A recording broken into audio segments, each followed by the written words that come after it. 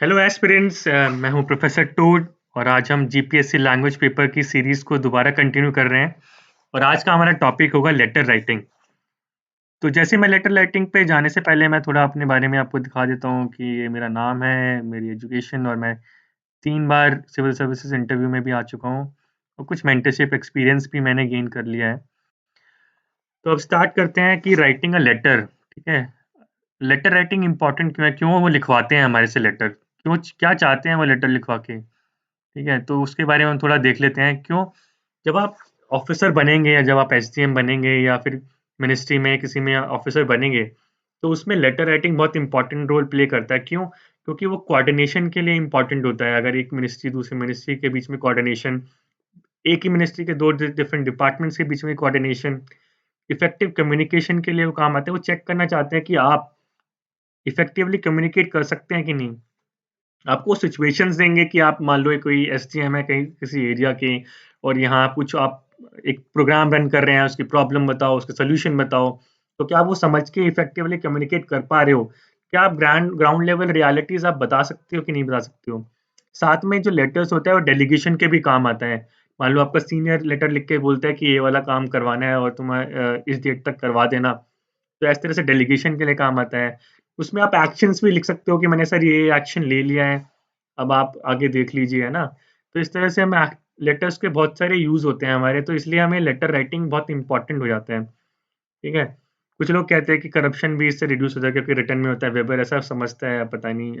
आप मुझे बताइए कि लेटर राइटिंग से करप्शन रिड्यूस होगा कि नहीं होगा, कमेंट्स में बताइए। ठीक है? मैंने स्टार में आपको डाला हुआ है कि focus on demand of question.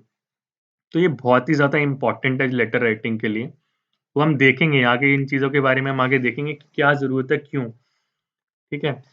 तो लेटर राइटिंग में कुछ चीज़ें आपको ध्यान रखने की बहुत ज़रूरत है लिखने से पहले। पहला, जब भी आपको लेटर राइटिंग के लिए बोलेगा तो आप ऑफ़िशियल कम्युनिकेशन कर रहे हैं, तो आपका फॉर्मल फॉर्मेट होना बहुत ज़रूरी है उसमें। ठीक है? लैंग्वेज भी आपकी फॉर्मल होगी, क्योंकि आप तू-तड़ाक से तो अपने सीनियर से या अपने पीयर से बात नहीं कर सकते हैं, तो आपकी फॉर्मल लैंग्वेज होगी। राइट काइंड ऑफ सैल्यूटेशन होगा कि जिसको आप एड्रेस कर रहे हैं उसके लिए। फिर शॉर्ट और क्रिस्प कंटेंट होना बहुत इंपॉर्टेंट है, क्योंकि हम ऐसे नहीं लिख रहे हैं, हम एक लेटर लिख रहे हैं। लेटर में जो पूछा गया है आप वही बताएंगे। तो इसलिए हमें डिमांड जो है ना, वो उस पर फोकस होना बहुत ज़रूरी है। ठीक है? उसमें आप, उसके लिए हम क्या क्या कर सकते हैं कि हम पॉइंट्स बना सकते हैं कि पॉइंट्स बनाएं ताकि आप कुछ मिस ना करें। और जो कीवर्ड्स हैं इंपॉर्टेंट, उनको आप अंडरलाइन करें जब लेटर आप लिख रहे हैं, खासकर एग्जामिनेशन में, ताकि एग्जामिनर को दिख जाए कि आपने वो कीवर्ड्स यूज, जो आपको क्वेश्चन पूछा गया है उस कीवर्ड्स के थ्रू आप दिखा रहे हैं कि आपने वो एड्रेस कर दिया है। ठीक है? और बहुत ही इंपॉर्टेंट हो जाता है कि आपको अपना रोल अंडरस्टैंड, जो भी आपको रोल दिया गया है उसमें वो आपको पता होना चाहिए, उसके बारे में कुछ आइडिया होना चाहिए, क्योंकि आपका जो लेटर है वो उसी के अकॉर्डिंग फिर आप लिखेंगे। तो हम ये सब चीज़ें देखते हैं आगे कैसे करना है। ये कुछ फॉर्मेट है लेटर राइटिंग का, जिसमें आप सेंडर्स एड्रेस होता है, date of letter, receiver's address, subject, salutation body, उसके बाद आप कंक्लूड कर देते हैं। ये मैंने एक मिनिस्ट्री का एक एग्जांपल लिया है कि कैसे आपको लेटर लिखना है। राइट साइड में आपने अपना एड्रेस, जो आप लेटर लिखोगे, फिर आपकी डेट आ गई, किसको आप लिख रहे हैं, प्रिंसिपल सेक्रेटरी। सब्जेक्ट देखो यहाँ पे कितनी अच्छी से उसने मेंशन किया हुआ है और बोल्ड में किया हुआ है कि ये सब्जेक्ट है, ताकि वो दूर से दिख जाए कि क्या काम करना है उसको। फिर सैल्यूटेशन हो गया। फिर आप वर्ड्स देखिए, काइंडली, रिस्पेक्ट, है ना? तो आप सीनियर से जब बात कर रहे हैं तो आपको एक प्लीज़, काइंडली, ये सारे लेटर्स आप जब लेटर लिखेंगे तो ये सारे वर्ड्स आप यूज़ करेंगे। फिर एंड में आपका जो भी आपका योर सिंसियरली और आपका नाम और आपका फ़ोन नंबर। तो कुछ एन्क्लोज़र्स, मान लो आप कुछ रिपोर्ट वगैरह अटैच कर रहे हैं या कुछ और भी रिक्वेस्ट के कुछ फॉर्म्स वगैरह आप अटैच कर रहे हैं, ताकि वो मिस ना हो, इसलिए आपको एन्क्लोज़र्स वगैरह मेंशन कर देने होते हैं। अब हम एक बहुत ही संक्षेप में मैंने आपको बताया, हम सिंपल से एक एग्ज़ाम्पल के तौर पे समझते हैं कि मैंने आपको जो बताया है उसका मतलब क्या है। तो अब एक क्वेश्चन लेते हैं, जैसे कि एज़ डेप्यूटी कलेक्टर, या आप डेप्यूटी कलेक्टर हैं, you are monitoring the vaccination drive. तो अब देखो डिमांड क्या है क्वेश्चन की। पहला, आपका रोल क्या है डेप्यूटी कलेक्टर। आप क्या कर रहे हैं, मॉनिटरिंग कर रहे हैं वैक्सीनेशन ड्राइव की in your sub division. Sub division में ही आप एसडीएम बनेंगे। Write a letter in 150 words. तो इसमें ध्यान रखना कि खाली 150 वर्ड्स हैं, तो काम की ही बात हम लिखेंगे उसमें। अपराइजिंग द कलेक्टर, अब आप कलेक्टर को लिख रहे हैं, रिगार्डिंग ऑनगोइंग ड्राइव, ठीक है, ongoing drive and suggesting needful measures to make it successful, ठीक है। तो ऑनगोइंग ड्राइव के बारे में अब आपको बताना है कि क्या हो रहा है।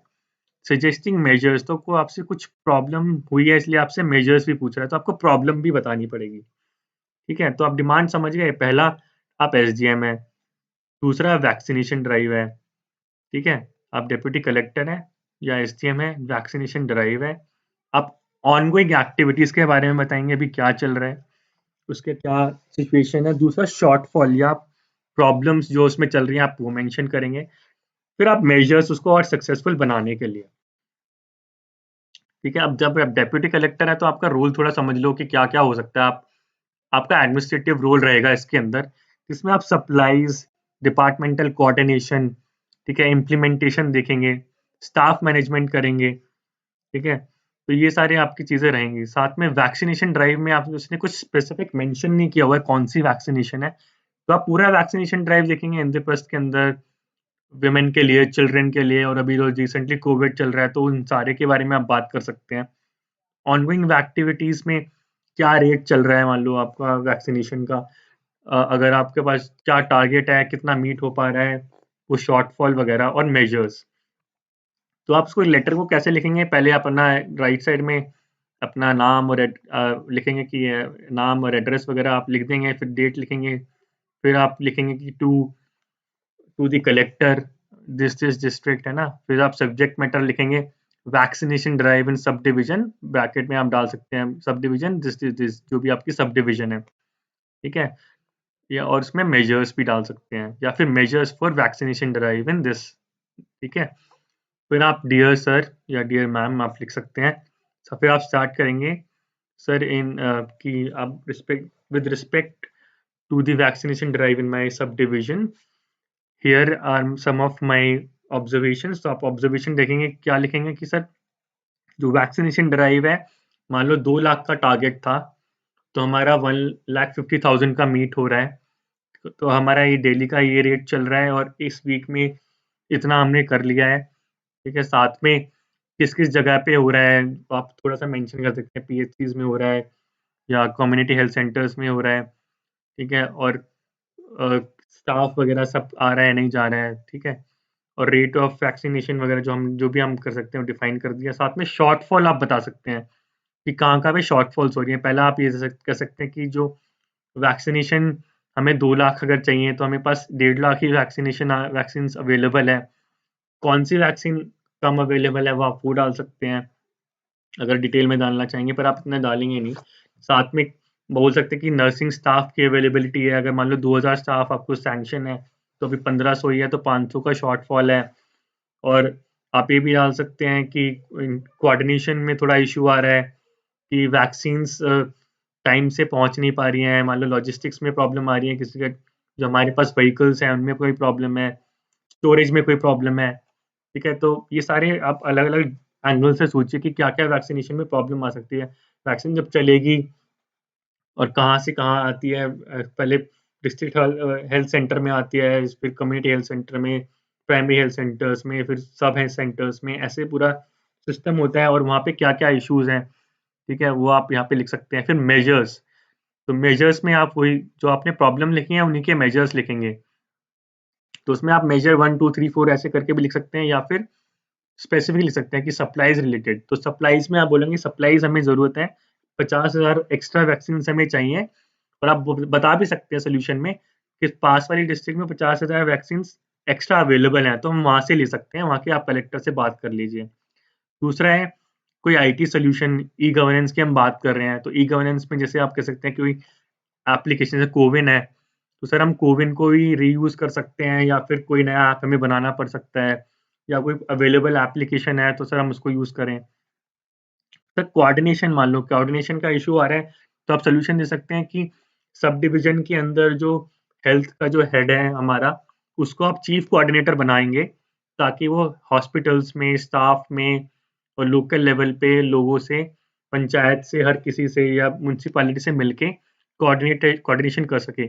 मान लो अवेयरनेस की प्रॉब्लम भी आप बता सकते हो कि वैक्सीनेशन का अवेयरनेस ही नहीं है, तो अवेयरनेस के लिए भी आप कैंपेन डाल सकते हैं कि सर मैं ट्विटर यूज़ कर सकता हूँ, फेसबुक, इंस्टाग्राम, साथ में पैम्फलेट्स मुझे चाहिए होंगे, या फिर पंचायत घर में या म्युनिसिपैलिटीज़ के अंदर बात करनी पड़ेगी हमें, टीचर से हम बात कर सकते हैं।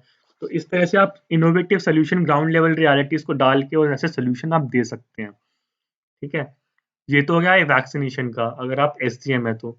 मान लो एक और सिचुएशन हम कंसिडर करते हैं, मान लो एक आप रेवेन्यू ऑफिसर हैं और आपके सब डिवीजन में रेवेन्यू शॉर्टफॉल हो रहा है, तो आपका आप रोल चेंज हो जाएगा। अब आप रेवेन्यू पे फोकस करेंगे, तो रेवेन्यू में प्रॉब्लम्स क्या आती हैं कि लोग फाइल करने में प्रॉब्लम आ रही है, या तो पोर्टल, जैसे अभी आपने देखा होगा इनकम टैक्स का पोर्टल में प्रॉब्लम थी, ऐसे कोई पोर्टल में प्रॉब्लम तो नहीं है, या फिर लोकल लोगों को फाइल करने में आता नहीं है, दूसरा ऑप्शन ये हो सकता है, ठीक है? या फिर वहाँ पे लोग छुपा रहे हैं अपनी इनकम, ठीक है?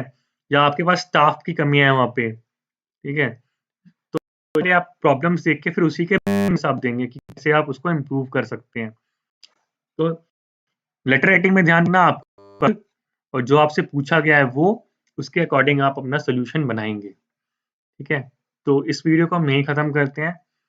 आप आप स्टे ट्यून्ड, क्योंकि हम आपको ऐसी और भी इंटरेस्टिंग वीडियोज़ दोबारा और भी लेके आएँगे, ठीक है? और आप कमेंट्स में अगर आपके कोई क्वेश्चन्स हैं या आप चाहते हैं हम कुछ और एक्सप्लेनेशन आपको करें, तो आप हमें बता सकते हैं। Thank you, bye.